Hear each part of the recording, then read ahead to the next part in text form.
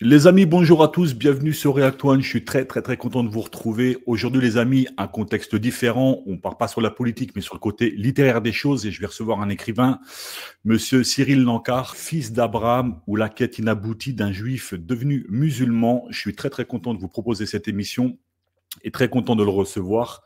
C'est parti, bonne émission à tous les amis. Cyril, salut, comment tu vas? Ça va très bien, merci pour l'invitation, je suis content d'être là. Eh ben écoute, nous on est honoré hein, que tu sois présent sur notre média et que tu puisses venir t'exprimer et défendre le livre que tu as écrit. Et j'ai à travers le livre que tu as écrit envie de te proposer 5 parties pour la sémantique en tout cas de ton écriture, à commencer par la première partie qui sera l'introduction et le contexte personnel. La deuxième partie, on ira sur les thèmes et les personnages. La troisième partie, on ira sur la structure et le style littéraire. La quatrième partie sur le message politique et sociétal. Et on finira avec cette cinquième partie qui est la réflexion personnelle et l'avenir. Est-ce que c'est bon pour toi, Cyril? C'est OK.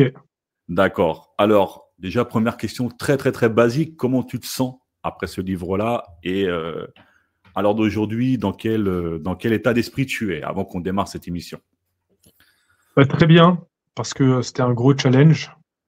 C'était assumer mon histoire, oser dire ce que je pense, oser nager à contre-courant, prendre des risques. Et ça m'a fait que du bien. Et ça a permis aussi, même à mon activité en tant que formateur, de décoller. Parce qu'une fois que tu brises le mur de la peur, eh ben, tu as accès à beaucoup plus de choses, je trouve. Tu es plus dans ta vérité, sur ton chemin. Ça se sent aussi dans ton énergie. Donc très content de l'avoir écrit. Alors j'aimerais savoir, du coup, pour cette écriture de livre, est-ce que c'était plutôt une urgence personnelle, une question qui mûrissait depuis longtemps? Est-ce que tu t'es toujours senti écrivain? Est-ce que tu avais une âme de, je sais pas moi, d'auteur avant d'écrire ce livre? Et est-ce que pour toi c'était vraiment, ouais, vraiment une urgence personnelle de le faire à ce moment-là? Alors, âme d'auteur, je pense que oui, parce que j'écris depuis tout petit, même si je fais beaucoup de fautes d'orthographe et j'étais mauvais à l'école, mais j'ai toujours écrit. Et oui, une urgence, parce après le 7 octobre, il y a eu une rupture avec mes parents. Je me suis aussi retrouvé seul chez moi, je suis passé de salarié à entrepreneur. Donc, il y a beaucoup de monde que je voyais plus.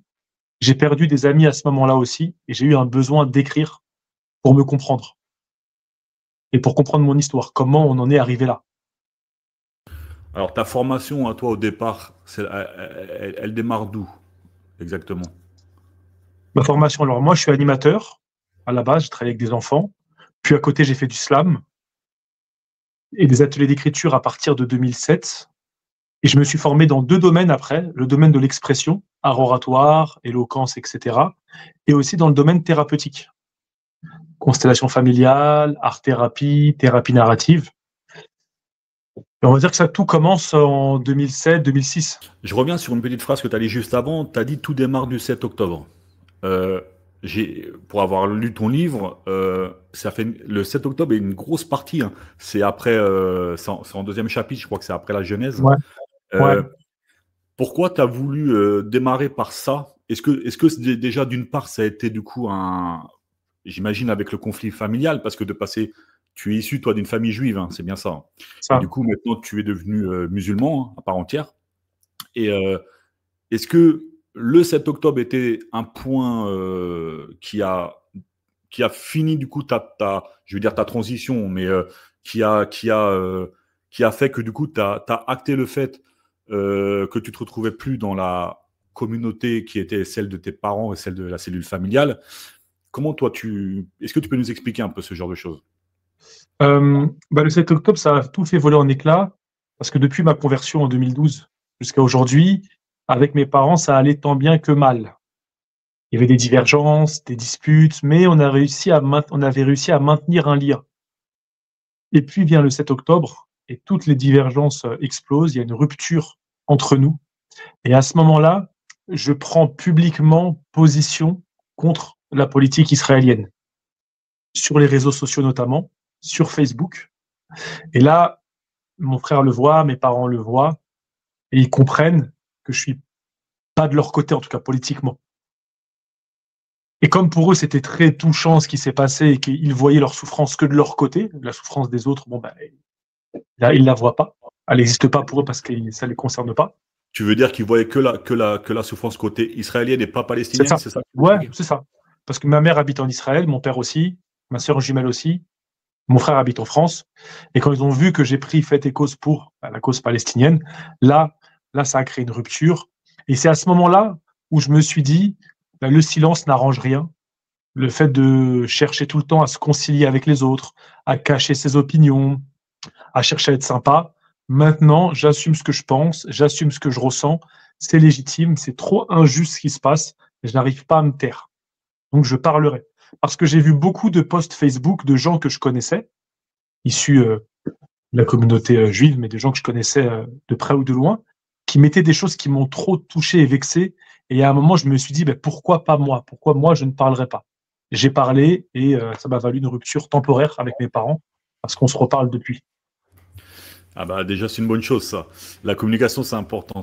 Ouais. Quand tu dis il y a une rupture, est-ce que tu t'es fait des ennemis parmi tes amis également aussi? Non, parce que moi, j'ai eu que des amis musulmans, arabo-musulmans. J'ai pas d'amis, on va dire, juifs, pour parler clairement, juifs ou sionistes, on va dire. Ouais. Donc, je me suis pas fait d'ennemis, c'est juste vis-à-vis de ma famille, uniquement.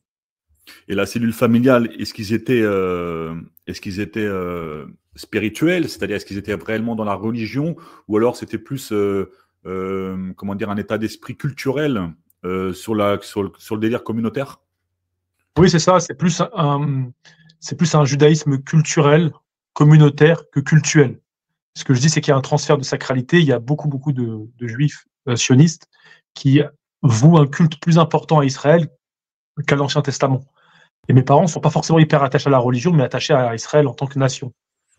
D'accord, en tant que peuple-nation, tout simplement, C'est d'accord. ça. Et quel rapport ils ont du coup avec la politique du Likoud d'extrême droite israélienne à l'heure actuelle? Est-ce qu'ils sont plutôt d'accord ou alors au contraire ils voient qu'il y a quand même quelque chose qui leur parle pas quoi au niveau de l'humanisme politique? Ouais. Je pense qu'il y a beaucoup, mes parents comme d'autres, ils peuvent peut-être critiquer les choix de Netanyahou d'un point de vue politique. Alors, il y en a qui critiquent ce qu'il fait aux Palestiniens, bien sûr, mais ce qui est très complexe, contrairement à nous Français, c'est que s'ils commencent à critiquer Netanyahou, de fil en aiguille, tu risques de critiquer le récit sioniste et de fil en aiguille aller vers un truc qu'ils ne veulent pas voir. Alors, eux, ils se blindent parce qu'inconsciemment, ils savent, ils se blindent, ils mettent un voile sur les yeux, ils bouchent leurs oreilles, pour surtout pas voir ce qu'il y a en dessous, parce qu'ils le savent. Et c'est pour ça qu'ils sont troublés. Moi, quand je dis à des personnes que je connais, mais moi, si tu dis que la France a commis des atrocités en Afrique, c'est OK, c'est pas moi, je peux critiquer. Est-ce que ça veut dire que j'aime pas la France? Non, je suis français, j'aime la France, il n'y a pas de problème avec ça. J'ai pas de problème. Mais je peux avoir un esprit critique. Mais si tu commences à mettre le doigt dans l'engrenage, ils vont se rendre compte de ce qu'il y a derrière au fur et à mesure. Et c'est ce qu'ils veulent surtout pas. C'est pour ça, je pense qu'ils se blindent et ils s'obligent à soutenir Mordicus, même si, même malgré les images qu'on voit, et qui eux ne voient pas, hein, parce que le cerveau est calibré pour voir ce qu'ils croient. Hein. Ça n'existe pas pour eux. C'est le Hamas qui fait ça. Il n'y a aucune injustice. Hein. Tout va bien. Pour beaucoup, en tout cas. Pas tout le monde, mais pour beaucoup. C'est une forme de déni quelque part en fait, le fait de ne pas vouloir voir la réalité des choses quoi. Tu sais, c'est comme si je te dis, imagine ton père, c'est un héros pour toi, mais tu sais qu'il y a eu des trucs pas nets dans ta famille, imaginons. Hein. Et t'as pas envie de savoir, mais tu sais au fond de toi. Donc t'es troublé, t'es pas bien. Et quand quelqu'un vient te dire quelque chose, tu commences à t'énerver tout de suite. Non, c'est pas vrai, mon père, c'est quelqu'un de bien. Parce qu'il y a un conflit interne entre une partie de toi qui sait et une partie de toi qui nie parce que c'est trop compliqué. Ben, je pense que beaucoup sont dans ce conflit-là. Ils savent qu'il y a quelque chose qui ne va pas. D'accord. On va revenir au livre. Du coup, il se nourrit d'un univers à la fois familial et spirituel. Hein. On va pas se mentir. Est-ce que tu penses que c'est un moyen de comprendre et de diriger ton propre héritage à toi? Je pense avant ça que j'avais besoin de me comprendre aussi parce que j'étais issu d'une famille à la base laïque et athée. Dans les années 90, on parlait pas beaucoup de religion. Ma mère s'en foutait de tout ça. On faisait Noël. Et je me dis, mais comment on en est arrivé à des positions aussi radicalement différentes? C'est ça qui m'a donné envie de retourner aux sources pour comprendre tout ça. Qui je suis, comment on en est arrivé là. Et c'est pour ça que je me suis mis à écrire principalement, pour me comprendre moi d'abord. Et oui, pour laisser un héritage à ma fille aussi, parce que ma fille, elle a un père qui est pas tout, enfin, je vais pas dire pas normal, mais qui a un parcours un peu atypique. Et j'ai envie plus tard qu'elle comprenne et qu'il n'y ait pas de zone d'ombre pour elle, que ça soit clair. Est-ce que tu as été puisé des sources spirituelles dans l'écriture de ton livre à travers tes ancêtres, c'est-à-dire en fait à travers peut-être le grand-père ou la grand-mère, tu vois, maternelle ou paternelle. Je suppose que quand tu as écrit ton livre et quand tu as mis toutes les références qui étaient les tiennes, il a fallu à un moment parler du coup de la part juive et sioniste qui était celle de tes parents. Est-ce que du coup tu as fait beaucoup de recherches ou alors pas du tout? Tu as été juste avec ce que tu savais? J'ai fait des recherches, d'ailleurs, j'ai lu un livre qui m'a beaucoup marqué, c'est l'opposition juive au sionisme. Mais quand je dis qu'il m'a marqué, je savais qu'il y avait une opposition, mais je savais pas que c'était aussi frontal. Je savais Ouais. pas que c'était aussi consensuel jusqu'aux années 60. Donc quand tu lis tout ce que disent les rabbins libéraux ou orthodoxes, alors tu te dis mais c'est pas possible quoi. C'est trop. En fait, là le livre il est hyper violent. Ce qu'il dit sur le sionisme, les textes qui montrent, textes à l'appui du Talmud et autres, pour dénoncer le sionisme. Et là je suis tombé vraiment de haut et je me suis dit oui le sionisme c'est une idéologie contemporaine, mais on peut être juif et la contester. C'est ça qui m'a beaucoup marqué dans mes recherches. D'accord. Et du coup, c'est une vraie gifle en fait au final que tu as pris parce que du coup, toi, tu es élevé dans un contexte culturel du coup juif, hein, c'est ce que tu me dis. C'est ça. Et en grandissant, tu prends la claque d'être mis en face des réalités que tes parents, du coup, eux, ne veulent pas voir via ce que tu viens de nous expliquer. Est-ce que le choc, il n'a pas été trop dur pour toi? Ou Non, je le savais. Non, parce que je le savais, ça fait longtemps, je le savais. Mais là, j'ai vraiment mis le nez dedans, un peu plus en profondeur, parce que c'est vrai que ça fait des années qu'on n'entend plus parler du conflit israélo-palestinien. Enfin, ça dormait avant. Tout le monde commençait à oublier. Israël normalisait ses relations avec les pays arabes. Il y a un deuxième livre qui m'a marqué, c'est celui d'Ilan Pappé, historien israélien juif, qui a écrit Le nettoyage ethnique de la Palestine. Et lui s'appuie sur des archives militaires déclassifiées de Grande-Bretagne, enfin de l'Angleterre et d'Israël, pour décrire exactement ce qui s'est passé. Et là, c'est pareil, tu ouvres les yeux en grand et tu te rends compte que tout ce qu'on t'a dit depuis tout petit, c'est pas si vrai, voire c'est complètement faux. Ah. Après, tout est contestable. Ce livre, il peut être contesté aussi. Mais là, tu ouvres les yeux et tu sais, tu sors de la caverne de Platon, dans, ce fameux mythe où il y a deux personnes enchaînées, trois, qui vivent dedans, à ils se travers la mettent à... lumière et tout, Ouais. ouais, c'est ça. Ouais. Il sort et puis il dit mais finalement c'est pas des dieux, c'est des ombres qu'on adore. Et Ouais, il c'est se fait ça. tuer parce que la pérennité de la croyance est plus importante que la vérité. Donc Ouais. ça m'a beaucoup marqué, ouais, ça m'a sorti peut-être totalement de la grotte et je me suis dit maintenant assume ce que tu ressens, prends position. Hmm.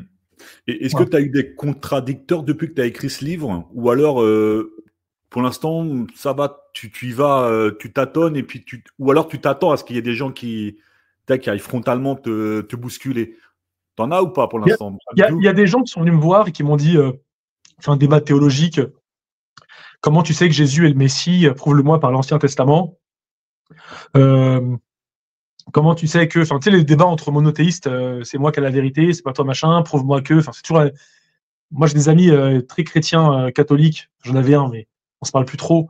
Je connais aussi bien les juifs et les musulmans. Dans le monothéisme, c'est toujours, on a la vérité, on va aller au paradis, les autres en enfer. On a la vérité, vous êtes le mensonge. Donc, c'est un peu les mêmes arguments à chaque fois.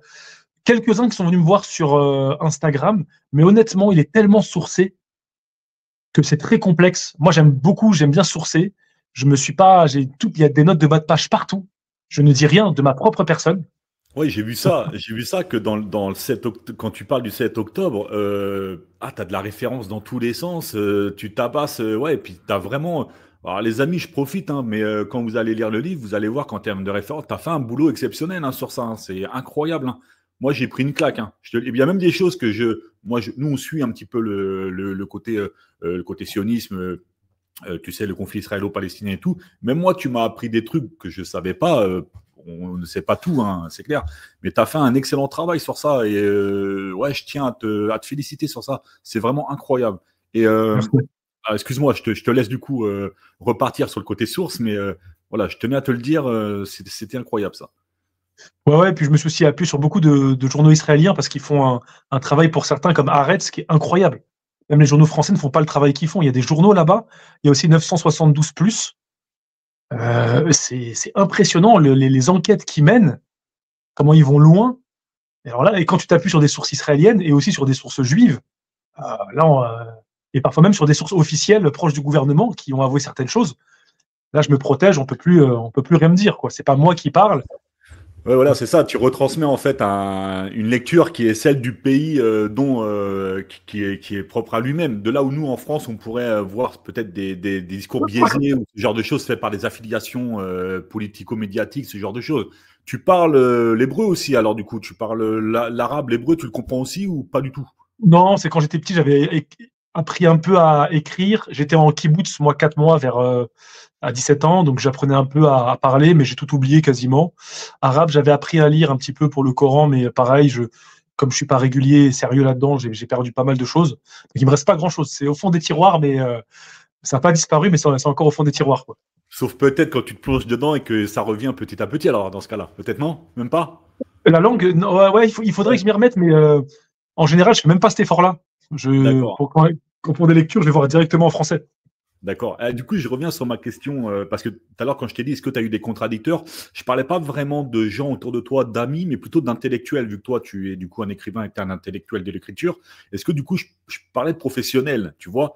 Je sais pas, je vais te donner deux, trois noms, mais c'est pas eux que je pense, mais tu sais, des mecs hyper, avec un haut niveau, tu sais, genre BHL, des mecs comme ça, tu vois, des écrivains un Ah, j'aimerais peu, bien. Non, tu non, vois? alors là, le livre, il est en auto-édition. Ouais. Normalement, il va peut-être être publié en maison d'édition pour septembre. Donc Ah, là, il aura forcément un impact plus important. Comme pour l'instant, il est sur Amazon, ceux qui achètent, c'est surtout les gens qui sont déjà convaincus, c'est les proches. Donc il n'y a pas eu de contradicteur qui l'a décortiqué, mais j'aurais vraiment aimé. ouais. Tu t'attends à ça ou pas? Tu t'attends à ce qu'il y en a qui, Ouais, ouais, parce qu'en fait, dans le livre, comme moi, j'accorde beaucoup d'importance à l'esprit critique, je fais une Hmm, critique du sionisme, mais vers la fin, je fais une critique de l'islam orthodoxe. hmm. Et moi, j'ai étudié la théologie aussi longtemps. Donc, c'est pareil avec les mêmes sources. Alors, je ne vais pas aussi loin que dans ce que j'ai fait au niveau du sionisme, mais tout l'épisode Daesh et compagnie, je fais une critique, même une critique des sources théologiques qui mènent à ça. Et Hmm. là, j'y vais aussi, pas avec le dos de la cuillère. Donc, je sais, je m'attends à recevoir aussi des critiques d'un côté comme de l'autre. Voilà. Mais pour l'instant, Autant du BHL que du Tariq Ramadan dans l'un, en termes exactement. d'intellectuel, je parle. D'accord. Tu Exactement. bouges. Parce que je suis pas là pour dire, je suis pas là. Moi, tu sais, quand j'étais, petite parenthèse, quand j'étais petit chez moi, on m'a dit, là, il y a le bien, là, enfin, eux, c'est les gentils, eux, c'est les méchants. Et moi, j'ai refusé ça. Donc, j'ai été voir de l'autre côté, qu'est-ce qui se disait de l'autre côté. Et maintenant, quand je suis devenu musulman, j'ai gardé cet état d'esprit, cet esprit critique. Tu vas pas me dire, ça, c'est la vérité, ça, c'est le mensonge. Je vais aussi voir ce qui se dit, je vais analyser et je vais pas hésiter à me servir de mon esprit critique si besoin. Et c'est ce que j'ai fait. Oui, c'est ce qu'on appelle la nuance, en fait, tout simplement. Tu fais preuve de nuance, quoi, en allant voir en allant voir les deux côtés, puis ce qui se dit aussi en bien ou en mal. C'est bien, c'est une forme de, j'allais dire une forme d'intelligence au-dessus, ça. Tu vois, il y a des gens souvent qui amènent une critique à travers leur prisme à eux et uniquement, et qui vont pas aller chercher, en fait, du coup, ils vont pas aller écouter d'autres théologiens qui peuvent avoir une parole libre ou autre que la leur, et ils ne font pas preuve de nuance. Et je pense que tu as une force face à des gens comme BHL ou Finkielkraut ou comme d'autres, tu vois, qui peuvent ne pas aimer ton livre pour ce que tu dénonces ou pour ce que tu amènes en termes de réflexion autour des sujets qui sont les tiens. Et est-ce que je vais vraiment piquer et aller vraiment au bout de ça, mais est-ce que tu cherches la confrontation avec ces intellectuels français, alors soit musulmans, soit juifs, pour justement avoir cette percussion, enfin, c'est pas cette percussion, mais ce tremblement de terre entre les idées, entre toi et eux? Complémentaire, oui. Eux, je sais pas, j'avais pas cette intention directement d'aller sur le terrain de la confrontation avec eux, mais en tout cas, je souhaitais que mon livre ne soit pas lu de manière tranquille. Je voulais vraiment que les gens prennent une claque, réfléchissent, méditent, se remettent en question. Et je me disais, quand j'ai écrit ce fameux chapitre sur le 7 octobre, je voulais que même le plus pro-israélien le lise et se dise, punaise, ouais, il y a des trucs qui vont pas, quoi. Voilà. D'accord. Je pense que l'effet est réussi, tu vois, et je suis pressé qu'il soit en maison d'édition. En fait, pourquoi tu parles de maison d'édition à plus grande ampleur, c'est que ça va te permettre de pouvoir le diffuser à plus de gens, c'est ça, et puis de pouvoir aller le défendre Exactement. sur les plateaux, tout ça. Euh, J'avais, moi, une autre question, c'est que tu parles dans ton livre, du coup, d'un long chemin entre les deux religions, mais aussi d'un besoin d'apaisement, toi, de ton côté. Euh, Qu'est-ce que la foi musulmane t'a permis, comment tu as trouvé cette paix à travers cette foi et à travers cette transition en étant musulman? Est-ce que ça t'a apaisé vraiment? Ouais, alors il y a eu différentes phases, hein, parce qu'aujourd'hui, c'était en 2012, on est en 2025. C'est pour ça que je parle de transition, Ouais, là. c'est ça, ouais. Mais moi, il y a un moment où je me posais beaucoup de questions sur le sens de la vie, parce que bon, j'ai 38 ans, je suis parti d'une génération où le discours ambiant, c'était Carpe diem, profite. Voilà, avec les amis, on était en boîte, on a fait les 400 coups, puis à un moment, t'es là, et tu te dis, c'est quoi le sens de la vie? Je suis pas apaisé, j'ai de l'argent, j'en veux toujours plus, j'ai ça, j'en veux toujours plus. Je cherchais la paix, j'étais fasciné par la figure de Jésus au départ, et l'islam m'a appelé petit à petit, progressivement, des signes. J'ai commencé à faire la prière, je me sentais très bien, je commençais à pleurer, à sentir Dieu, à être à un haut niveau de conscience, à changer de comportement, être mieux avec moi-même, être en paix. Et plus je priais, mieux j'étais dans mon corps, dans ma vie, dans mon esprit, tout allait pour le mieux. J'ai trouvé des réponses, un apaisement. Et tu sais, les gens qui se convertissent au christianisme ou au judaïsme, ou peu importe, disent la même chose. À un moment, il y a comme quelque chose qui te happe et qui te dit, viens à moi. Et tu n'as presque pas le choix que de suivre ce qui t'appelle.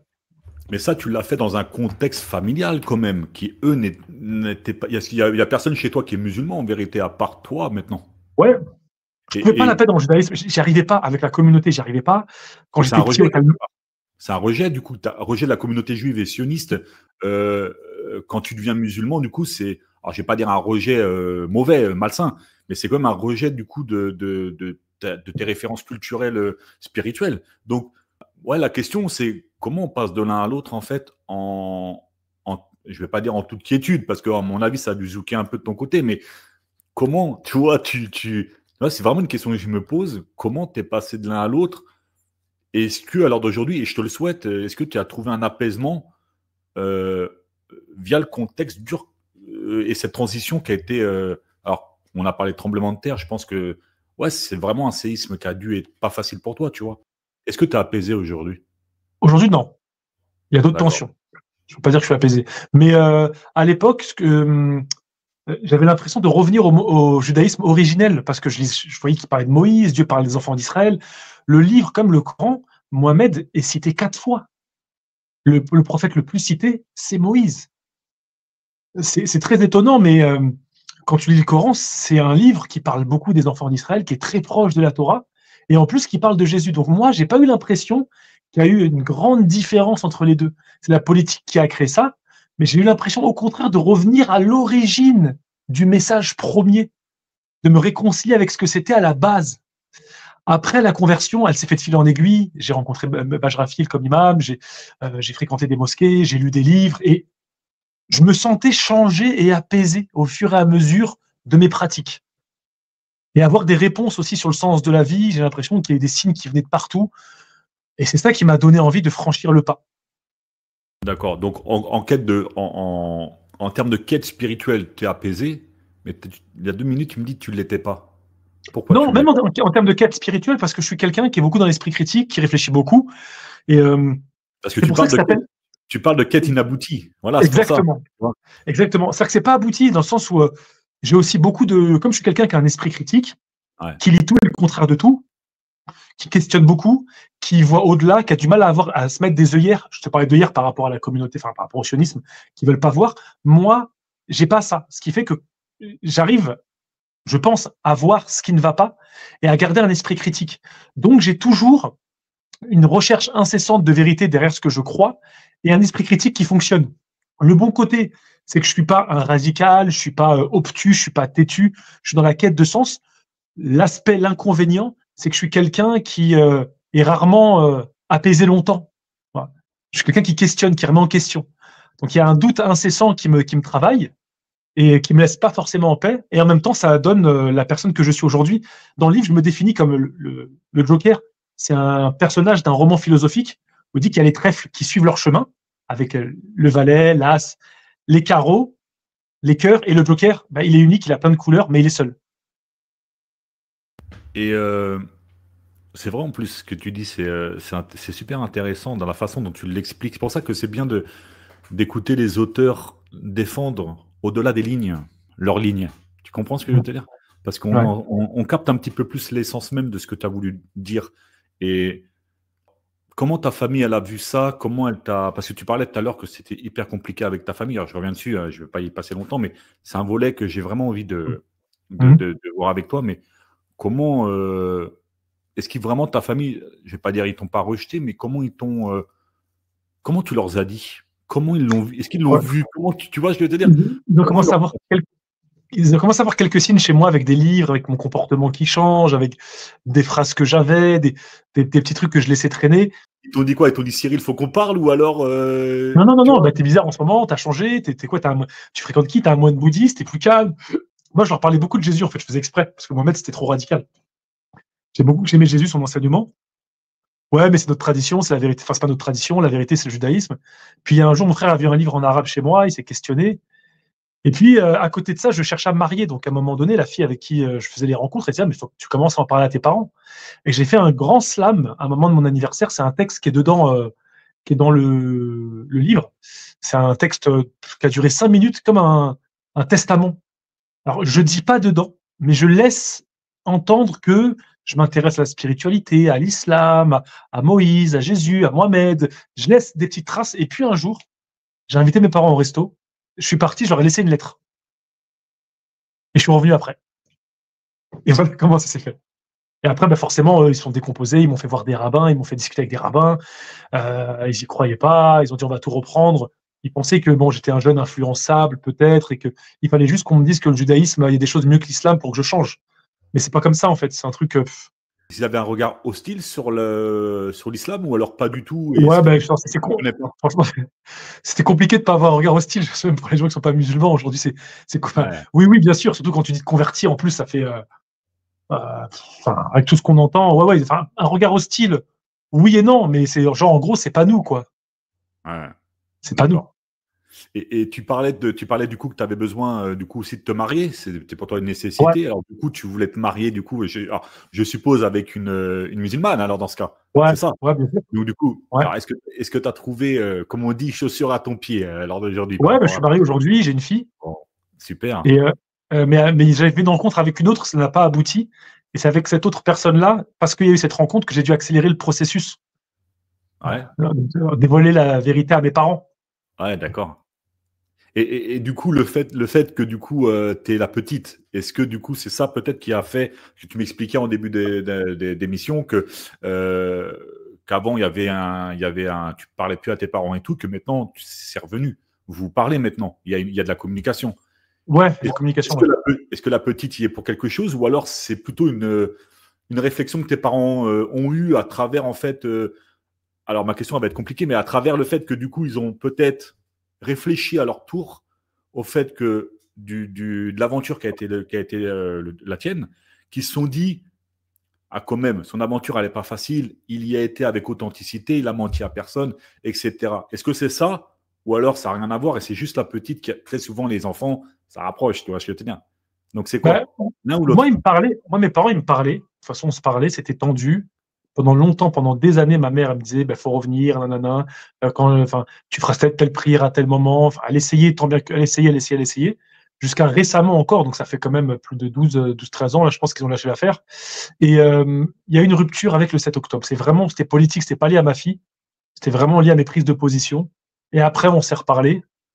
Mais jusqu'à même encore maintenant, ce qui est compliqué pour moi, c'est que ma mère, elle va essayer de me convaincre qu'ils ont raison. Et moi, j'ai trop d'éléments et j'ai trop du mal à me taire parce que l'injustice, c'est quelque chose. Il y a différentes formes d'injustice, hein, mais ce qu'on appelle la hagla, ça veut dire l'humiliation d'un peuple, prendre sa dignité, comme on le fait, je ne peux pas supporter, je ne peux pas me taire. J'arrive pas. Donc, quand ma mère elle commence à essayer de m'inciter, à me dire que, à croire qu'ils m'apprennent des choses, là, des fois, il m'arrive de débattre, de dire non, non, non, c'est pas comme ça. Et ça recrée un peu de tension. Donc, j'évite ce sujet-là avec elle. Mais c'est surtout le 7 octobre qui a créé la rupture et après on s'est reparlé parce que bon, à un moment le lien est plus fort. Ouais, c'est ce que j'allais te dire, du coup, c'est la question prochaine. Et à être en deux temps, la question, c'était du coup, vu que tu évoquais le 7 octobre, comme un point de bascule en vérité, hein, pour toi et puis pour la famille, et puis pour aussi peut-être cette transition pour aller jusqu'au bout, tu vois. Euh, Est-ce que tu penses que du coup, ça a cristallisé une tension latente? Est-ce que ça a vraiment tout changé? Et la deuxième question que je te pose dedans, c'est est-ce que tes parents, ils ont lu le livre? Est-ce que la Alors, maman, ils ont lu le livre? non, ils étaient au courant, ils devaient pas être au courant. Moi, comme par hasard, quelques jours après la sortie, mon frère se débrouille pour voir mes stories sur Insta. Je savais pas qu'il avait Instagram. Donc ils ont vu que j'avais fait un livre, mais ils veulent pas le lire parce qu'ils savent qu'il peut y avoir des choses dérangeantes. Et tu parles souvent de ton frère. Ton frère, c'est le même que toi, mais version du coup juif alors. C'est ça? Il est pas musulman, Ouais, ton non, frère? non, non, non, non. D'accord. Donc lui, c'est parce que tu parles beaucoup de ton frère. Il influence sur toi ou alors du coup, il y a un bruit. Comment que ça se passe avec lui? Ben, on a des opinions politiques radicalement différentes, donc il y a un petit froid. Mais sinon, il a contribué à pas mal de choses dans ma vie, puisque c'est lui qui m'a donné le goût de la lecture. C'est Ouais, lui qui m'a incité à être animateur, et c'est comme j'ai arrêté l'école à 16 ans. ouais. C'est ça qui a tout déclenché après, qui m'a redonné de la valeur, de l'estime. J'ai trouvé ma voie là-dedans. Et c'est lui qui m'a présenté le slam aussi. Et j'ai beaucoup écrit après. Et du slam, après, je suis passé à l'oralité. Et aujourd'hui, je suis formateur là-dedans. Donc, il est à l'origine de beaucoup de choses dans ma vie. Et à côté de ça, il y a des désaccords, je pense, fondamentaux. C'est un grand frère, un petit frère? Ouais, grand, 8 ans de plus que moi. Ouais, quand même. Donc il a un certain poids. Moi, j'en ai un aussi plus grand, donc je sais ce que c'est Ouais, un ben, certain limite, c'est pour poids ça, hein. de. Ouais. Et vous entendez bien à l'heure d'aujourd'hui quand même ou... Bah, ouais, ouais, après, il y a un lien, on se parle un petit peu. Mais Hmm. comme lui, il est très branché actualité, je sais qu'il va très vite dériver là-dessus. Ouais. Et, euh, et donc, ouais, je préfère ne pas parler. C'est compliqué de parler des fois de politique ou de géopolitique quand les gens, peu importe qui, en fait, sont uniquement sur BFM ou i24 News. Ouais. Moi, quand je vais chercher, je vais vraiment chercher loin, en fait. Je vais vraiment des auteurs, de la presse d'opposition et autres. Donc, les conversations peuvent vite devenir compliquées. Ouais. Effectivement. Surtout quand tu prends des informations par des médias orientés, c'est clair. Quand tu as écrit ton livre, je t'ai entendu sur d'autres interviews où tu expliquais qu'il a fallu du coup que tu te coupes un peu du monde pour écrire ton livre. Tu ne faisais que ça, c'est-à-dire que tu écrivais 3 ou 4 heures par jour pendant, je crois que c'est 10 mois ou un an, c'est ça à peu Exactement. près? 10 mois, ouais, 10 mois. 10 mois, ouais. Via l'intermédiaire d'une personne que tu as rencontrée à travers une formation d'écriture ou en tout cas de conception d'écriture et tout. Ma question, elle est simple. Est-ce que tu avais besoin d'être seul dans ton écriture, c'est-à-dire coupé du monde et seul avec toi-même pour écrire ce livre où tu avais besoin d'apper des choses, des sens, des gens, des infos? Tu capes? Moi, par exemple, je suis auteur aussi. Quand j'écris des textes et tout ça, je suis dans mon studio, je suis enfermé, tout ça. Moi, ma particularité, j'écris pas, j'improvise tout. Mais je retransmets tout ce que mes yeux ont vu. Tu captes? Toi, quand tu as écrit ton livre, est-ce que ça a été le même processus ou alors au contraire, tu avais besoin de voir plein de gens pour mettre de l'essence, si tu veux, dans ton écriture? C'était quoi? Non, Plutôt couper du monde ou non, autre? je me suis. Non, j'étais dans mon bunker, j'écrivais 4 heures, j'avais besoin de me retirer. Par Ouais. contre, j'avais enregistré plein de choses sur mon téléphone et j'avais acheté des livres pour être, euh, pour être carré sur ce que je dis, parce que je sais que j'allais sur des sujets inflammables et que je peux pas me tromper là-dessus.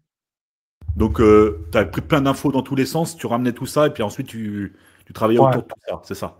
c'est ça, D'accord. exactement. Ça n'a pas été trop dur? 10 mois, c'est long, hein? Alors j'ai adoré, ça me manque énormément parce que c'est Ouais. un voyage, tu revois ta vie. Tu es là sur l'ordi, tu te dis ah ouais, il y a eu ça, puis il y a des souvenirs qui reviennent, tu les remets en ordre.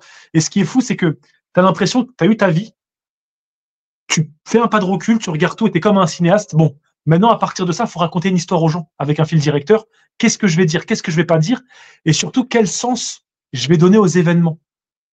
Et moi, ça m'a redonné confiance en moi, ça m'a permis de me comprendre, de m'aimer, ça m'a donné du courage, ça m'a permis de voir qui j'étais, tout ce que j'ai traversé. Waouh, c'était. Et tu sais, c'était quoi le plus ouf?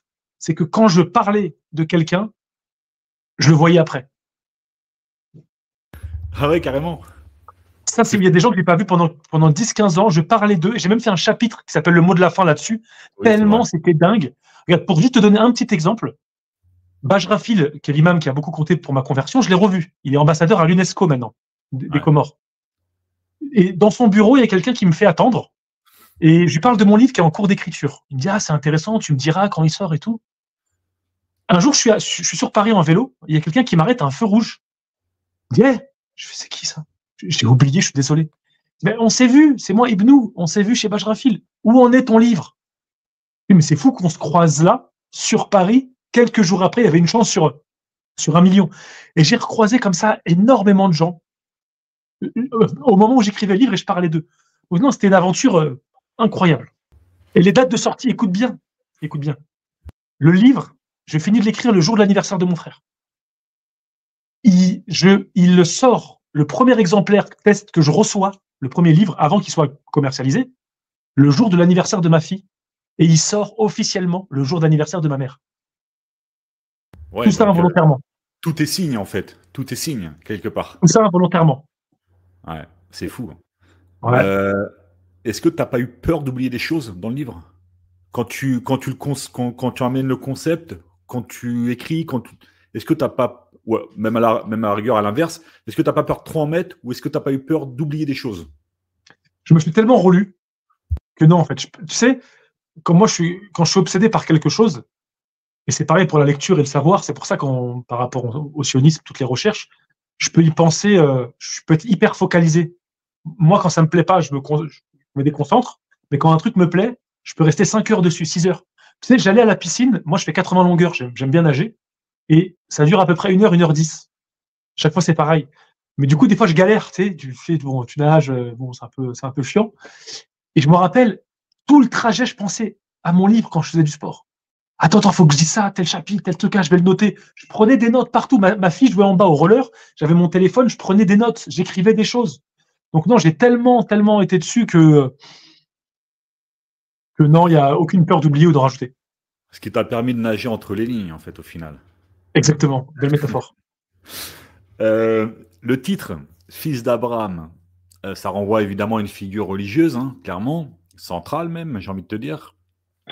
Au-delà de la simple référence religieuse, quel message tu as voulu transmettre avec ce titre?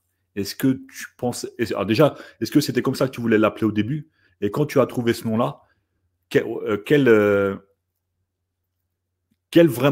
message vraiment tu voulais retransmettre? Quelle était ta vision claire à toi de dire voilà, mon livre va s'appeler Fils d'Abraham et je vais vous expliquer à travers le livre et à travers, je ne sais pas, les prises de parole comme celle de nous deux en ce moment, de vous expliquer comment je voyais les choses.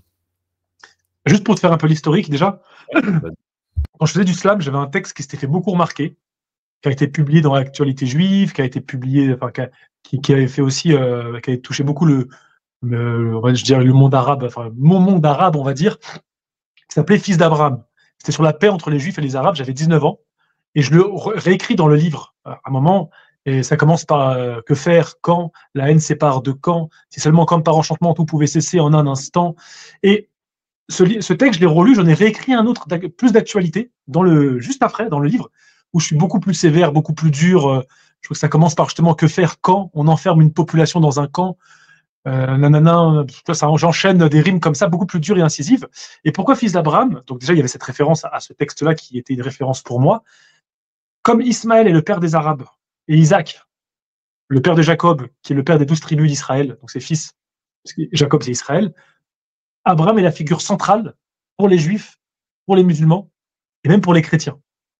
Et c'est pour dire que moi, je suis un fils caché, parce que je suis pas tout à fait Isaac, je suis pas tout à fait Ismaël, je suis un autre fils entre les deux qui existe. C'est pour mettre en lumière la dualité, la nuance identitaire, à travers le même arbre finalement. Et la quête inaboutie d'un juif devenu musulman, c'était vraiment pour un sous-titre fort qui donnait le ton. Enfin, ça, c'est vraiment ce qu'on appelle un hook. C'est le titre, déjà, il te montre la couleur du livre. Effectivement, et puis pour ceux qui ne sont pas aussi religieux, ça peut aussi être une quête de questions. Tu vois, de se dire, j'entre où, comment, et comment c'est expliqué surtout. Et c'est là où la force qui est la tienne, c'est celui d'expliquer tout ça à travers ce que tu viens de dire et à travers ton livre. Tu parlais de paix entre les Juifs et les Arabes. Est-ce que tu penses qu'il y en aura une un jour? Est-ce que tu penses que c'est en bonne voie? Est-ce que tu penses qu'au contraire, avec les événements récents, ça va plutôt partir en sucette? Comment tu vois les choses, toi, de ton côté? Déjà, faut rappeler qu'il y a eu des longues périodes de paix, hein, des longues périodes de paix, et que le conflit, il y a eu des conflits dans l'histoire Bien sûr, comme tout le monde, mais ils ont quand même vécu longtemps ensemble. Et j'ai même envie de dire, ce qui est dur à faire comprendre pour moi à beaucoup, c'est que pour moi, les Juifs ne sont pas un peuple. Et il y a des Juifs arabes. Les Juifs qui étaient en Tunisie, c'est des Juifs arabes. Les Juifs qui étaient au Maroc, c'est des Juifs arabes. Mais avec ce qui se passe là, j'ai du mal à être optimiste pour la suite. Je pense que le sang ne s'arrête pas de couler et je vois pas comment il pourrait y avoir la paix avec tout ce qui s'est passé maintenant. À mon avis, on est sur une pente glissante. J'ai du mal à voir un Tu avenir penses que ça radieux. va être, ouais, tu penses que ça va être un problématique pour plus tard, quoi. Ah, pour longtemps, ouais, hein. Mais le sang ne s'arrête jamais de couler, même si c'est les petits-enfants, ça continue. Pour moi, ça continue une transmission transgénérationnelle. Ah, ça s'arrête pas. En fait, ça, c'est quelque chose qui s'arrête pas. Est-ce que tu te rends en Israël aussi ou plus du tout? Ou est-ce que tu En as été? 2022, Ouais. en 2022, j'ai été. J'avais pas été pendant 10 ans. Ça s'est très bien passé. J'ai pu justement là aller à l'Aqsa, tout ça. J'en parle à la fin justement dans le livre. Maintenant, ma mère là veut que je revienne parce que mon père est un peu malade. Bon, ça me fait un peu peur.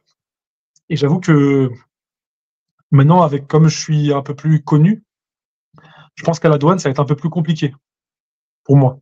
Ah oui, à mon avis, je pense que ça va être compliqué. Ouais. T'appréhendes ça ou pas? Est-ce que Ouais, tu te dis, complètement. Ouais. et est-ce que c'est ce qui te fait ne pas y aller tout de suite, Oui, oui, maintenant, oui, et ça. Puis la guerre, clairement, ouais. il y a des questions de sécurité. Et puis en plus, avec mon parcours, ouais, c'est pas. Et comment tu penses qu'ils vont le voir en fait, la question, elle va être plus radicale. Est-ce que tu as peur pour ta vie, du coup, si tu retournes là-bas dans le projet actuel ou pas? En tant que musulman, en tant que juif devenu musulman, tu vois? Non, je m'imagine pas que ça puisse aller jusque-là, mais j'ai peur. Parce que nous, on a interviewé sur notre chaîne Djihad, qui est un Palestinien, qui nous expliquait, quand tu arrivais là-bas, comment tu étais vu, comment tu étais perçu, comment se passait, euh, tu sais, l'arrivée là-bas et tout ça, tu vois. Bon, déjà, Ouais, lui, en tant que Palestinien, je te laisse imaginer comment que c'est un petit peu la galère de son côté. ouais, Mais là, ouais. de savoir que pour toi, du coup, qui étais juif, tu es passé sur le côté musulman, alors je vais être radical dans mes propos, mais ils vont te voir un peu comme un traître, si tu veux. Tu vois un peu le truc. C'est pour ça Ouais, que je te ouais. dis, est-ce que vraiment, tu penses que, tu me dis, ils vont pas aller jusque-là.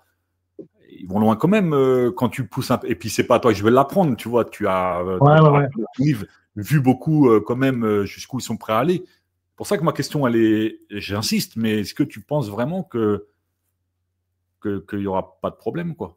Je pense qu'il y aura des problèmes, mais je sais pas lesquels. C'est possible. Tu sais Je pas sais pas jusqu'à où jusqu'où. ça peut aller. Ouais, c'est ça. Ouais. C'est pour ça que du coup, tu appréhendes, quoi. Et tes parents, ils Ouais, t'ont ouais. dit quoi sur ça? Pour eux, tout va bien, il y a rien. Tu vois, bon. Ouais, est-ce qu'ils ferment les yeux, comme t'expliquais au C'est ça, début, quoi. exactement. Et dans le cas Exactement. où t'arrive quelque chose, est-ce que tu penses que ça va leur faire ouvrir les yeux, ou alors au contraire, ils vont continuer à être dans le déni parce que là, c'est plus juif musulman, c'est leur fils, tu vois ce que je veux te dire? Je pense qu'ils prendront ça comme parce que c'est moi, ils me défendront, mais après, niveau politique et autres, je pense que leurs idées ne bougeront pas, ou très peu. Ça t'ennuie, ça? Ouais, c'était un moteur pour écrire le livre, Ouais. parce que je me dis que la justice doit être au-dessus de tout, et le côté nationaliste à un point où l'autre n'existe pas, sa souffrance n'est rien. Ouais, ça m'a touché, parce que je me suis rendu compte, on parlait beaucoup à l'époque nazie, les délateurs et autres, mais je me dis en fait, même des gens qui sont généreux, gentils au possible, qui ont un grand cœur, peuvent tout d'un coup se couper de leur humanité pour défendre leur clan, même s'ils commettent des abominations. Et ça m'a rendu ouf. C'est un truc de dingue, au point D'accord. de justifier des choses injustifiables. Alors, Ça, ouais, ça a été un moteur dans l'écriture, ça aussi. alors justement, du coup, je reviens du coup côté France. Je rebondis sur ce que sur ce que tu es en train de dire. Et alors, quand tu vois des politiciens ou alors des, je sais pas, des journalistes médiatiques être pro-israélien. Quand je dis pro-israélien, je parle de la politique israélienne, celle de Netanyahou, tout ça. Sachant le travail que toi, tu as fait, de ton côté, sachant les références, sachant ce que tu sais, ça t'inquiète pas qu'un pays comme la France, du coup, puisse prendre position pour un, enfin, pour une politique comme ça? Ça te fait pas peur du Ouais, coup? ouais. Et la double Non, question, ouais. c'est est-ce que tu penses que la France et que ces politiciens médiatiques sont d'une part trop affiliés? Est-ce qu'il y a de la pression? Comment tu vois les choses? Alors là, je pars sur le côté un peu politique, mais ça Mhm. m'intéresse de savoir ce que tu penses de ça. Euh, Sur le côté média, il y a quelques nuances. Par exemple, Libération est un peu moins. France 24, ils mettent quelques trucs. Un peu LCI. Par contre, bon, bah, CNews, BFM et compagnie. Ouais, ce qui est ouf pour moi, c'est l'autre n'existe pas, c'est un dégât collatéral. Toutes les souffrances qu'on voit, pas d'aide humanitaire, les bombardements indiscriminés, les soldats qui rigolent, tout ce qu'on leur fait subir depuis 48, ça n'existe pas. Il n'y a que le 7 octobre. C'est-à-dire qu'il y a un vrai deux poids, deux mesures. Et ça c'est ouf. Tous les morts d'enfants côté palestinien, ça n'existe pas. C'est de la merde, quoi. Pardon pour eux.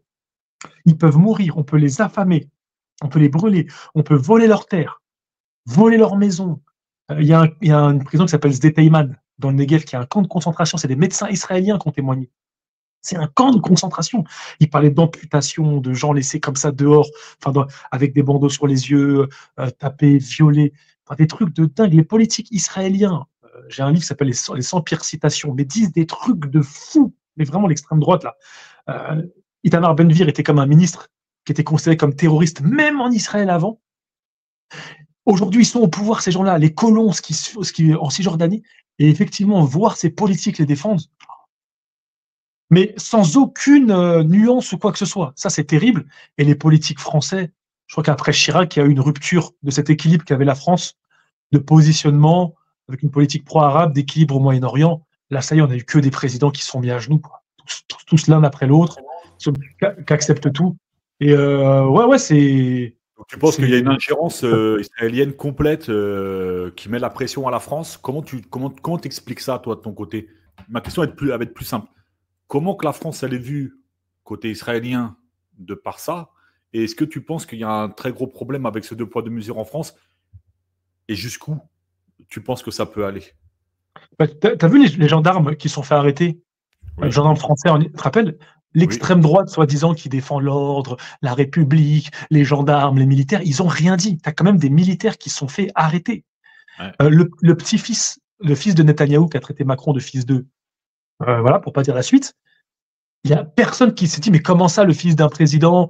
Si ça avait été en Russie ou ailleurs, tout le monde aurait crié. Là, personne n'a rien dit. Ils sont terrorisés. Et c'est pareil même pour le deux poids deux mesures, quand Macron met la grande Hanoukia là, qui est à l'Élysée, et après il nous parle de laïcité. Ça, c'est toujours ça en fait. Comment tu l'expliques ça? Je pense qu'il y a une pression, peut-être de groupes, de lobby, le CRIF, d'amitié, de soutien. Il y a aussi les États-Unis qui sont en soutien d'Israël. Donc il y a aussi on est avec les États-Unis, on est avec l'OTAN, on doit être dans le camp du bien, le camp de la démocratie, plus sûrement pas mal peut-être de pression ici ou là, de groupes divers et variés, je sais pas, qui infléchissent en tout cas cette politique-là ou qui influent sur cette politique-là, parce que c'est pas possible autrement. C'est pas possible autrement. Tu peux pas insulter un président, il se passe rien. Tu peux pas arrêter les gendarmes, il se passe rien. Si tu Et la peux. preuve, oui, voilà, exactement. France, malheureusement. Et, Excuse-moi de te poser cette question-là, mais est-ce que politiquement, t'es politisé ou pas du tout? j'ai des opinions, après je suis pas dans un groupe. Ouais. Parce que là, tu parlais du Rassemblement national, effectivement, c'est d'eux que tu parlais par rapport aux deux gendarmes qui se sont fait douiller sur le sol français en Israël, qui se disent patriotes et qui se disent proches de la police à longueur d'année, mais au final, quand il arrive un événement comme ça, mutisme complet, je suis obligé de te poser la question et je suis obligé d'y aller frontalement sans te mentir et en toute transparence. Qu'est-ce que tu penses de la France insoumise qui prend position sur ça? Alors, ils sont très courageux là-dessus. Ils sont très, très, très courageux là-dessus. En débat, ils sont très bons. Donc, sur cette position-là, je les félicite. Je ne suis pas affilié à eux après, mais en tout cas, les débatteurs qu'ils ont, comment ils défendent cette cause-là, bravo. Et puis surtout, on a bien vu qu'il y a eu un nouveau méchant dans les médias, c'est Mélenchon. Avant, c'était Jean-Marie Le Pen. C'est fini. Maintenant, c'est Mélenchon. Voilà, c'est le nouveau grand méchant. de par la pression israélienne, du coup, et de par la pression que Bah oui, tu c'est toujours sur les mêmes expliquais questions. 5 minutes avant, quoi. C'est c'est toujours sur les mêmes questions. Jean-Marie Le Pen a été diabolisé. Bah, après, ce qu'il a dit était grave, mais il était diabolisé. Sa fille a fait toute sa vie à chercher, à demander des excuses, à chercher à être normale. Je me rappelle avant, quand on allait dans les interviews, on lui disait toujours votre père a dit ça, votre père a dit ça. Elle a tellement renoncé à tout que maintenant il l'accepte, entre guillemets, puisqu'elle a encore un problème. Tu vois, donc même quand elle a accepté, elle a encore des problèmes. Mais maintenant, le grand méchant, celui qui ne veut pas se soumettre au récit dominant, notamment sur cette question-là, c'est Mélenchon, et il est diabolisé, on dirait que c'est le diable, quoi, à longueur de journée dans les émissions de CNews et compagnie, quoi. Et Bardella qui va en Israël avec Meilleur Habib, qu'est-ce que tu en penses et qu'est-ce que tu Mais, penses de Meilleur Habib? mais tu vois, ce qui est incroyable chez Meilleur Habib, c'est que, je vais dire comme je le pense, il pisse sur tout le monde, il s'en fout. Le mec, il vient à l'Assemblée en kippa, il défend, il n'en a rien à faire. Et je pense qu'en face, on souffre de l'inverse. C'est-à-dire que eux, ils n'ont pas honte de défendre leur position extrême. Lui, il ne travaille pas pour la France, il ne travaille pas pour les intérêts français. Il s'en fout de la France. Il défend clairement, c'est un lobbyiste qui est à l'Assemblée, mais ce qu'on peut lui reconnaître, c'est qu'au moins, lui, il se bat pour sa cause. Il ne se met pas à plat ventre, il se soumet à personne, et c'est en face ce qu'on devrait faire. Arrêter de se soumettre au dictat, arrêter de se justifier, penser ce qu'on pense, oser le dire et faire face. Bon, lui, il a tous les médias avec lui, on lui reprochera rien. Il a quand même dit que personne voulait des Palestiniens parce que c'était un cancer. Ça, il a le droit. Encore une fois, ils ont le droit de tout dire. Eux, ils ont le droit de tout dire. Ils ont le droit de te pisser dessus. Ça aurait été Mélenchon qui aurait dit ça par rapport aux Juifs, à mon avis, je pense que ça aurait zouké, hein, de ouf. Hein. Mais quand Retailleau dit abat le voile, abat, je ne sais pas si tu te rends compte, un ministre qui gère un pays où il y a 10 millions, je crois, de musulmans, qui a des ambassadeurs à l'étranger, il y a des Français qui travaillent dans des pays à risque. Un ministre, même moi, je pourrais même pas dire abat un truc que j'aime pas. Je dirais même pas abat le bouchon, tu vois. Et lui, il dit comme ça publiquement, abat le voile. C'est une autorisation, pour moi, donnée ça à discriminer, à frapper, à agresser ces gens-là. Donc eux, ils peuvent dire ce qu'ils veulent, en fait. Manquer de respect à tout le monde. Ils ont tous les droits. Est-ce que tu penses pas que c'est parce que justement la communauté musulmane en France n'est pas organisée comme la communauté juive de par des avocats, de par des moyens de pression pour pouvoir faire le travail que fait par exemple le CRIF quand il y a la moindre altercation avec le côté juif des choses, ils attaquent tout de suite, antisémitisme à tout va, etc.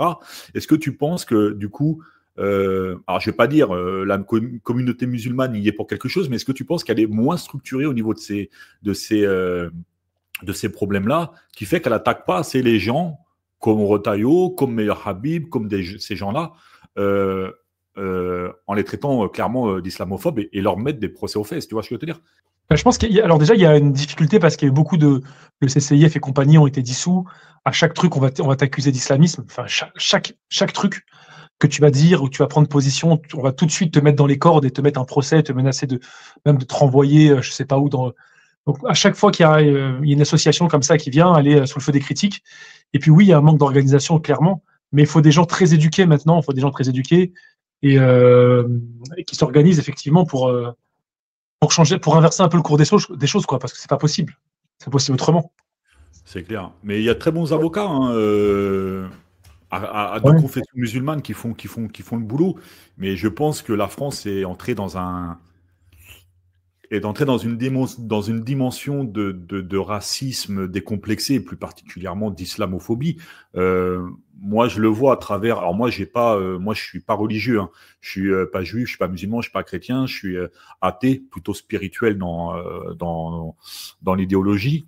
Et je suis un Français d'origine française. Je n'ai pas tu vois, et à travers ce qu'on peut voir en termes de communauté, on s'aperçoit qu'il y a un réel problème en France, que le pays commence à tourner, tu vois. Et de fait que le Rassemblement national, pour rester sur ce côté politique, après je t'emmène vers autre chose, mais ce fameux racisme décomplexé me fait prendre conscience que peut-être que les juifs d'hier sont devenus les musulmans d'aujourd'hui, tu vois, et que ça commence à être un gros problème en France. Et je pense que la communauté musulmane à l'heure d'aujourd'hui devrait s'organiser autour de, alors comme t'expliquais, de gens peut-être qui ont une conscientisation de ça, des avocats, des intellectuels et tout, et devraient monter au front, si tu veux, tu vois. Est-ce que tu penses que d'une part ça peut être possible, et comment que toi tu perçois ces choses-là? Ouais, je pense que ça peut être possible. Faudrait que les futures générations s'organisent. Mais ouais, c'est tellement le brouillard en ce moment, parce qu'il y a des problèmes, il y a des problèmes partout, quoi. Il y a des problèmes aussi chez les musulmans, il y a des problèmes en face. En face, ils se servent du moindre truc pour faire de l'audimat, le voile dans le sport, etc. Ça semble très compliqué. Juste pour te dire très rapidement une anecdote, hier, c'est passé hier en plus, hein, c'est ça qui est marrant. Moi, j'habite donc en banlieue parisienne, et comme une majorité d'Arabes et de Noirs pour aller vite.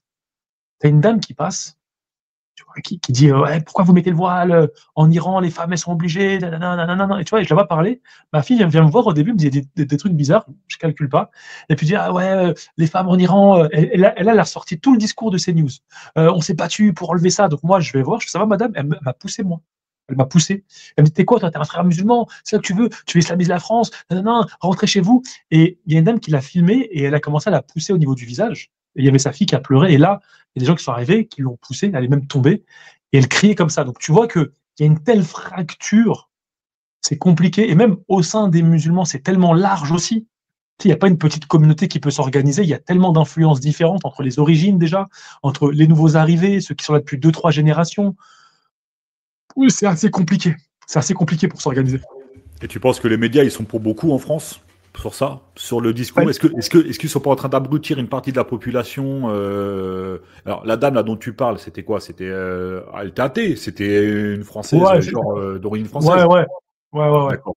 Parce que tu dis elle avait un discours CNews, donc du coup tu accentues le fait que du coup ça s'est ressenti à travers son discours, ce qui fait que forcément en haut de la chaîne, CNews fait un travail de sabotage au niveau du respect des valeurs républicaines, liberté, égalité, fraternité, etc. Ouais.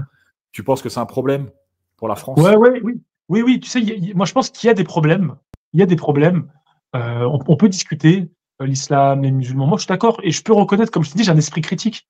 Donc tu vois, en France, il y a eu pas mal d'attentats sur le sol français, il y a eu beaucoup de morts où les gens disaient Allahu Akbar. Donc je comprends que les gens soient terrorisés par l'islam. Les gens ensuite font un amalgame avec la petite délinquance qui croise en bas de chez eux et des jeunes qui vont dire Wallah et le Coran tout le temps, donc ils vont assimiler ça à l'islam. Ils ont peur, ils sont en insécurité culturelle. Si on lit Christophe Guilluy, il y en a plein qui se barrent dans les campagnes, ils restent plus Moi, dans les années 90, dans mon quartier, il y avait de tout. Là, c'est fini, les juifs ils sont partis, les blancs ils sont partis, on dirait qu'il ne reste plus personne quasiment. Même maintenant, les rebeux partent, il y a beaucoup plus de gens d'Afrique subsaharienne. Tu as des tensions, tu as des choses qui existent, tu as des difficultés, mais le truc de CNews, c'est que vraiment, ils surfent dessus sur des débats au ras des pâquerettes, le voile dans le sport et compagnie, et ils en font un fonds de commerce. Et là, oui, ça accentue les tensions qu'il y a déjà. Et on n'a pas des vrais débats de fond. On a vraiment de la culture du buzz. Oui, parce que ça sert à un agenda politique, c'est Tout à clair. fait. Bah, de toute façon, faire passer l'extrême droite pour CNews, ce sera invisibiliser leur conflit d'intérêts, et surtout celui de leur patron, Bolloré, hein, donc Ouais, ouais. financier, hein, je parle. Je vais revenir à ton livre. Est-ce que tu as eu des difficultés dans le paysage littéraire en tant que musulman? Est-ce qu'on t'a posé la question? Est-ce qu'à chaque fois, il y a eu, quand tu as été chercher peut-être des maisons d'édition, ce genre de choses, est-ce que tu as eu affaire à une partie communautaire de la littérature ou pas?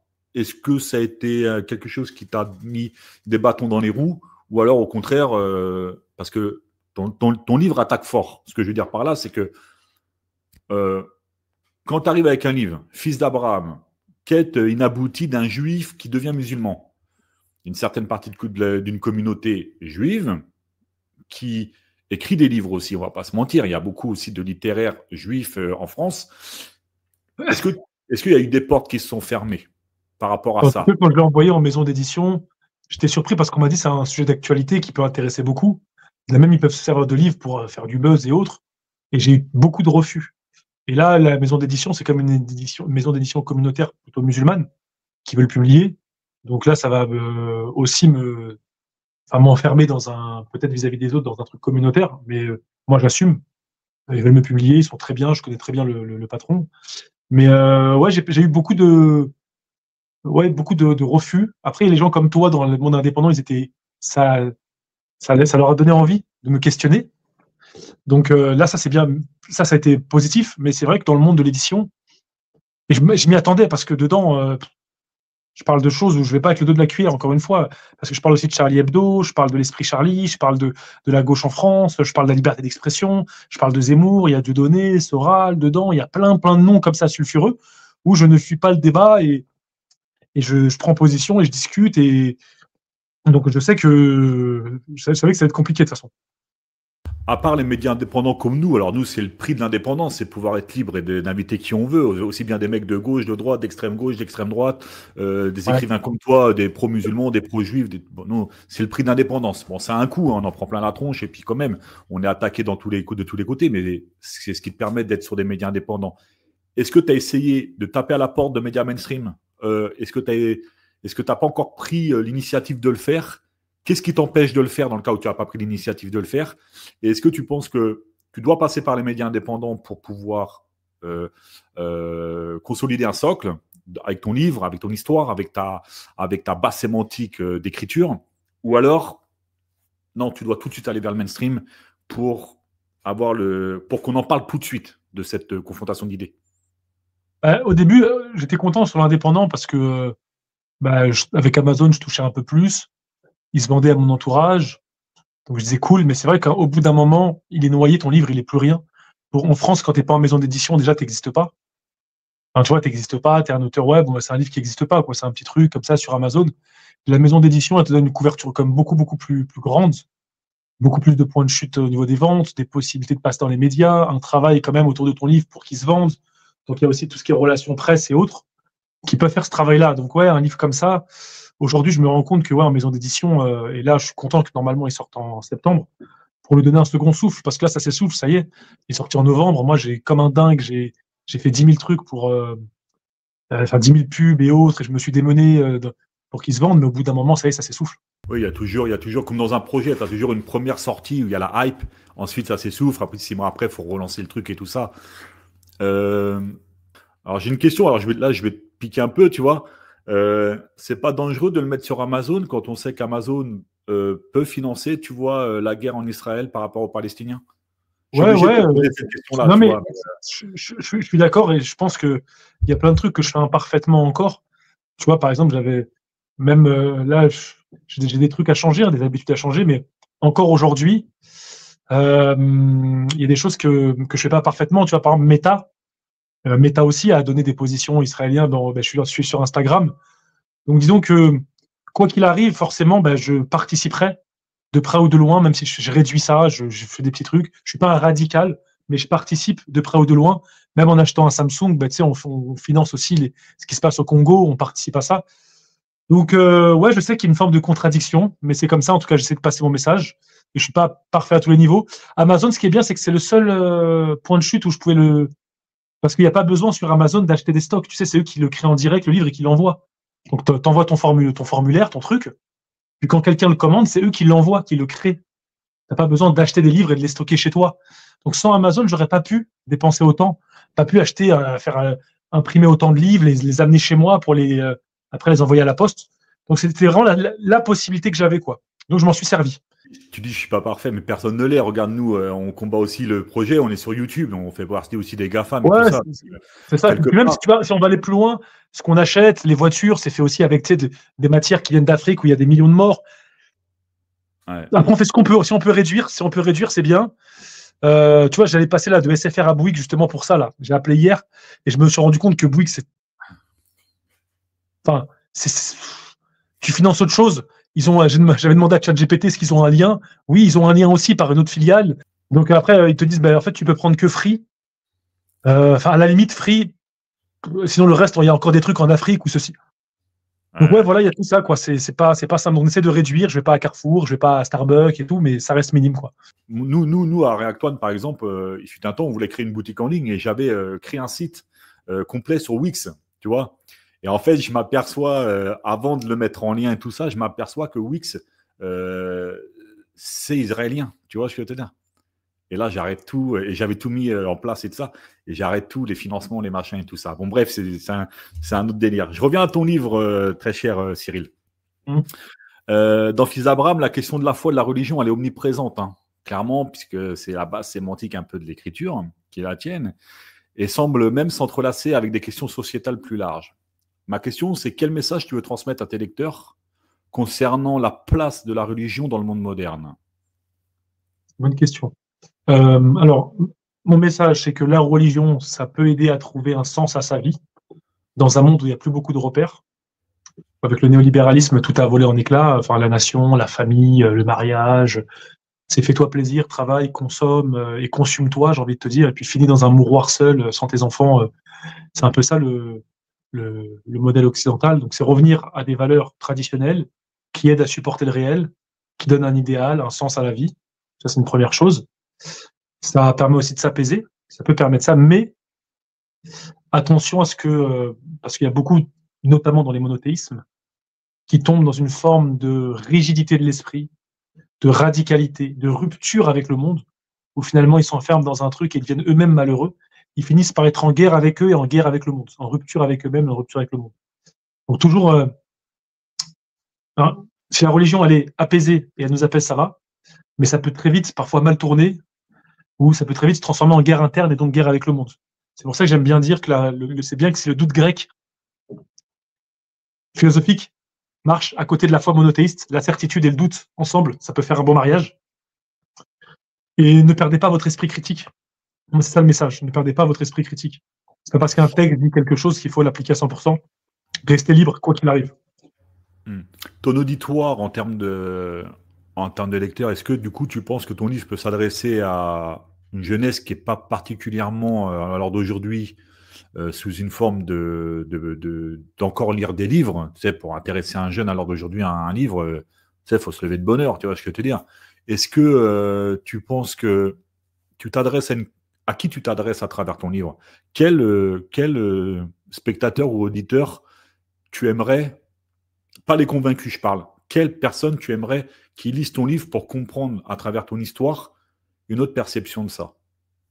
Moi, j'aimerais, alors, bon, déjà, il y a les musulmans en premier, et puis les juifs qui doutent du sionisme, j'aimerais bien qu'ils lisent ce livre, parce que des fois, tu as des très belles personnes qui sont happées par des récits dominants et qui deviennent à leur insu presque soutien de politiques hyper injustes. Et j'aimerais bien que ces gens-là puissent s'emparer du livre, le lire, et pourquoi pas douter. Et puis après, toute personne intéressée par aussi l'actualité, les personnes qui ont connu les années 90, il y a beaucoup de références aux années 90. D'ailleurs, quelles sont les références et quelles sont comment dire, les influences via ton livre? À part, peut-être pas que des écrivains, est-ce qu'il y a eu d'autres personnes? Ouais, alors en écrivain, il y a eu Justin Gardner qui a écrit beaucoup de romans philosophiques. Justin Gardner. Après, il y a aussi les auteurs juifs antisionistes qui me fascinent parce que ils ont fait un gros travail et parfois ils ont dû fuir même leur terre natale, comme Yann Papé qui a été exilé en Grande-Bretagne. J'admire beaucoup les gens qui prennent des risques. Et on va dire que ça va peut-être t'étonner, mais Rolf et Kerry James m'ont beaucoup influencé. Pourquoi? C'est le côté je passe un message, je transmets, la hargne, la force de frappe, ouais, la véracité, la vérité, les valeurs. J'ai grandi à côté de chez eux, on va dire, dans 94. Ils m'ont beaucoup influencé aussi. Alors, ça me fait rebondir, c'était pas du tout la question d'après, mais ça me fait rebondir, tu parlais de slam et tout, donc du coup, toute la culture hip-hop, rap, tout ça, peut-être de l'époque qui était la tienne ou la mienne, hein. T'es né en quelle année, sans indiscrétion? 86.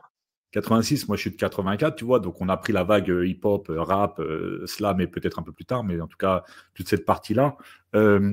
Est-ce que tu penses que les jeunes de l'époque étaient beaucoup plus avaient un niveau de conscientisation beaucoup plus élevé que maintenant en termes de sujets sociétal, religieux, spirituels, et comment tu vois la jeunesse de France et internationale peut-être, mais plus de France à l'heure d'aujourd'hui par rapport à ça? Alors, ouais, c'est vraiment mon point de vue parce que forcément c'est partiel, et peut-être que je me trompe, mais ouais, conscience politique avant. Même dans le rap, il y avait une conscience politique, une conscience sociale, d'appartenir à une classe sociale. Quand Le Pen est passé en 2002, il y avait des manifs, il y avait une conscience quand même qui était plus aiguisée, je trouve, qu'aujourd'hui. D'ailleurs, on fait partie d'une génération qui peut-être encore croyait à la politique, croyait que la politique pouvait encore changer les choses. Je pense qu'on était là toute fin. Aujourd'hui, qui croit qu'un prochain président va changer quelque chose réellement, quoi. Donc, les gens ne votent plus, ils croient de moins en moins. Et à l'époque, il y avait aussi moins de sujets de distraction. Donc, quand on était petit devant la télé, parfois, il y avait le père ou le frère qui écoutait une émission, on était obligé de regarder. Donc, à notre insu, on s'éduquait devant la télé parce qu'il n'y avait pas tous les programmes qu'on voulait. Parfois, il n'y avait rien, tu es là, tu regardes, tu tombes sur une émission, ça parlait un peu politique, tu tombes sur TADI, tu tombes sur un autre truc. Bon, même quand tu tombes sur le Big Deal, tu vois, c'était Vincent Lagaffe, c'était pas Hanouna. Donc, nous, on regardait ça, on avait accès à un monde un peu plus développé que notre âge. Donc, on s'est instruit aussi avec ça. Aujourd'hui, un jeune, tout vient à lui. Moi qui travaille avec les jeunes, encore récemment, j'étais avec eux, ils sont sur tous les réseaux sociaux. Ils sont sur Snapchat, sur ceci, sur cela. Ils regardent des stories d'un tel, ils parlent avec l'autre.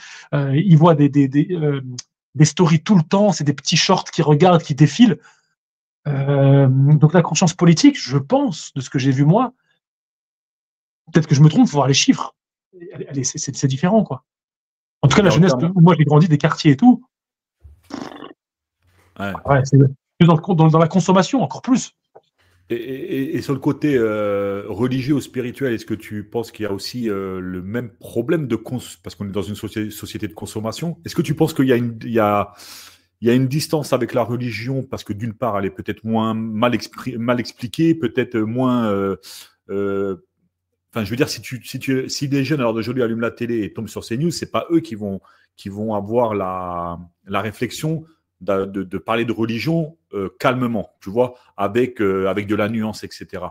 Est-ce que tu penses que ça se répercute sur la jeunesse de France? Et toi qui travailles avec des jeunes en tant qu'éducateur, est-ce que tu penses qu'ils sont... est-ce qu'ils sont perdus? Est-ce qu'ils sont... c'est quoi le rapport avec la religion Parce que toi, tu arrives avec un livre. Je suppose que tu en parles un peu, tu vois, de ton niveau de ça. Comment ils voient les choses? Moi, ce qui m'inquiète, juste pour faire un petit retour en arrière, quand on était petit, dans les années 90, ces questions-là n'existaient pas.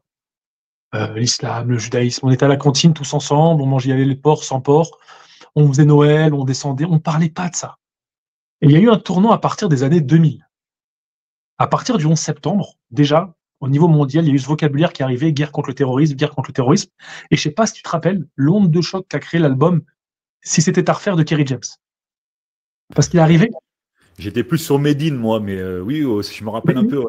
Il est arrivé en 2001, à l'époque du 11 septembre, et là, on a commencé à reparler d'islam, et je me rappelle, dans les quartiers, ça commençait à reparler. Ce qui est, pour moi, inquiétant par rapport à la religion, c'est que, culturellement, il y a une victoire due à beaucoup d'investissements et un gros travail culturel de l'islam à tendance wahhabo-salafiste. C'est lui qui dicte le pas.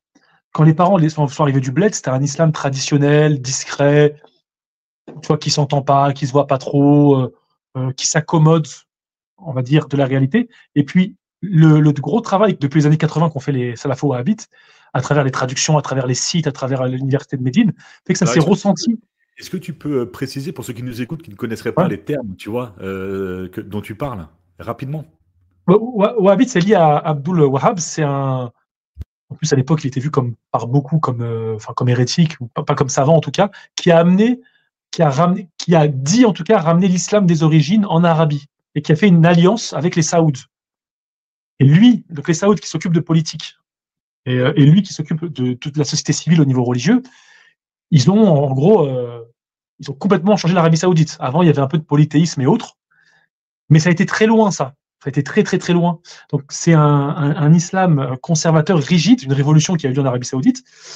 Et quand il y a eu la révolution chiite en Iran, et après avec les frères musulmans aussi en Égypte, les wahhabites ont eu très peur, le gouvernement saoudien, que d'autres islams leur volent la vedette.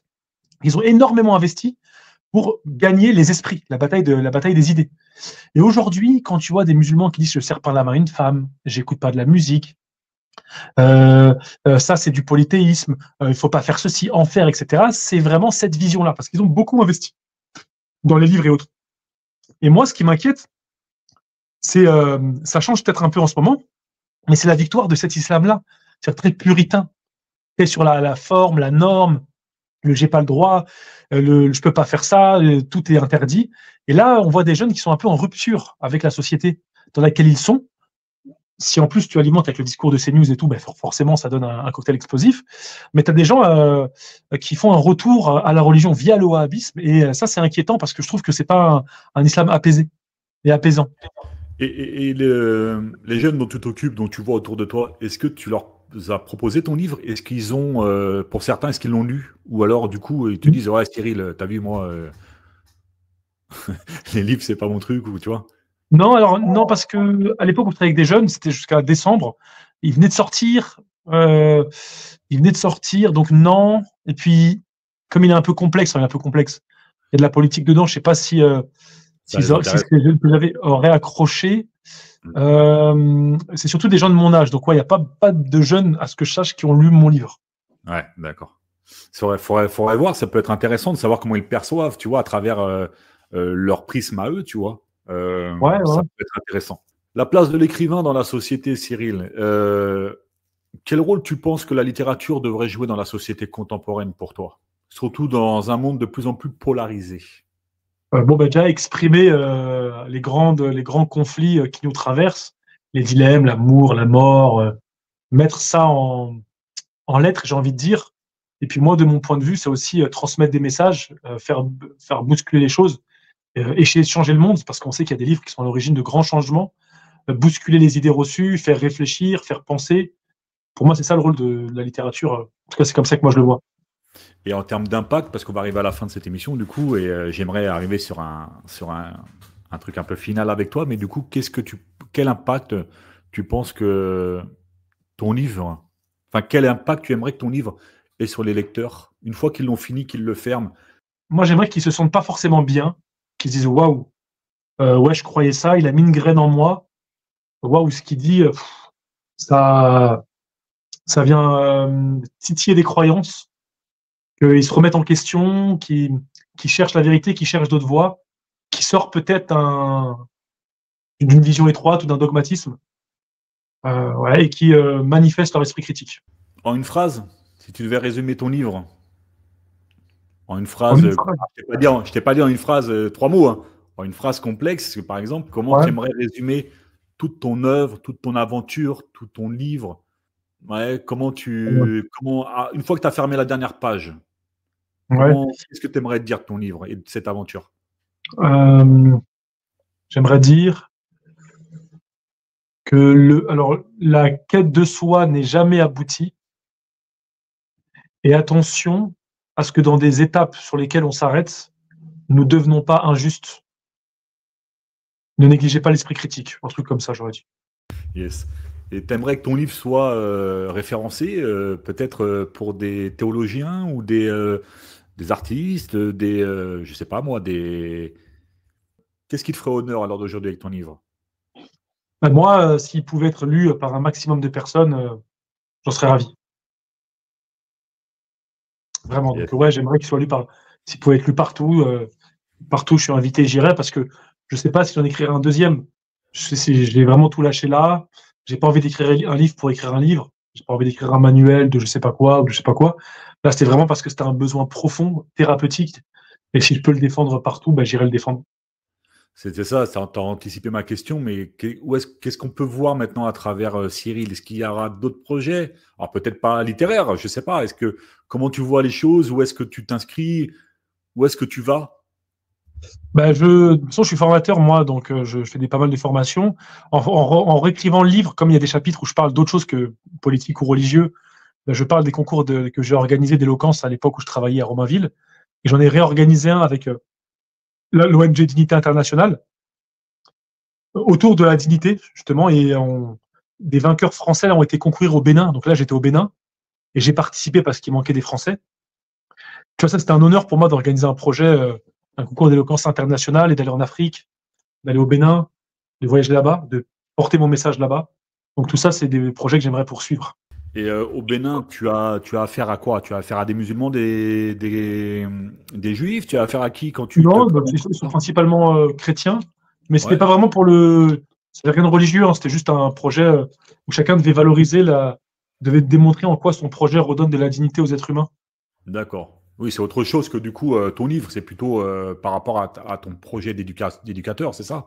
C'est ça, On ouais, peut mais pas. comme je l'évoque dans mon livre, dans pas mal de chapitres, Ouais. Parce que il y a le fil conducteur qui est religieux, mais il y a tout mon parcours aussi. Donc, je parle du slam, je parle de Ouais. l'animation, je parle même de mes bêtises, je parle de mes amours, je parle de pas mal de choses autour de ce sujet-là, autour de ce fil directeur-là.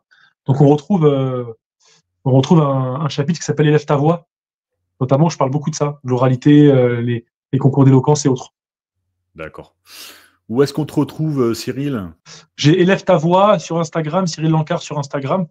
Je suis sur Facebook aussi, mais j'essaie d'éviter justement tous les réseaux parce que je passe déjà beaucoup de temps. Donc, si je rajoute TikTok et tout, ça va me faire mal à la tête. Ah Donc, bah oui, il te faut une équipe peut-être, non? Peut-être que la maison ouais, va te proposer quelque chose. ouais, j'espère. Ils t'ont rien proposé pour le moment? Ben non, je l'ai pas encore, c'est pas encore. Ah, c'est Là, pas c'est encore. officieux. C'est officieux, D'accord. ben, on verra. Tu viendras nous en reparler. J'espère, ouais. Avec grand Bah, plaisir. c'est moi qui dis j'espère. Cyril, merci beaucoup pour cette émission. Je vais finir avec mon dernier mot de la fin, présenter un petit peu ton livre et puis on espère te revoir sur cette chaîne et on te remercie. C'était un grand honneur pour nous de te recevoir. Bah voilà, Longue vie au livre, Fils d'Abraham, les amis, disponibles sur Amazon. On mettra tous les liens disponibles, bien entendu, en description de cette vidéo. Vous pourrez aller vous le procurer. Pour ceux qui ne connaissent pas le livre, qui ne connaissent pas Cyril, vous aurez aussi les Insta.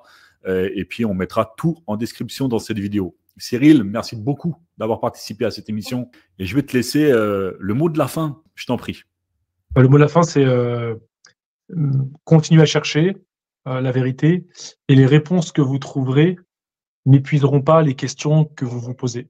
Bah écoute, c'est acté. Ah, on sent le slammer derrière là, je vais pas te mentir. On sent Merci. l'auteur et le slammer. C'est bien joué. Merci Cyril. Je te souhaite une très très bonne journée et puis je te dis à plus tard. Ciao, À ciao, plus tard. salut. Merci, ciao. Salut. Salut.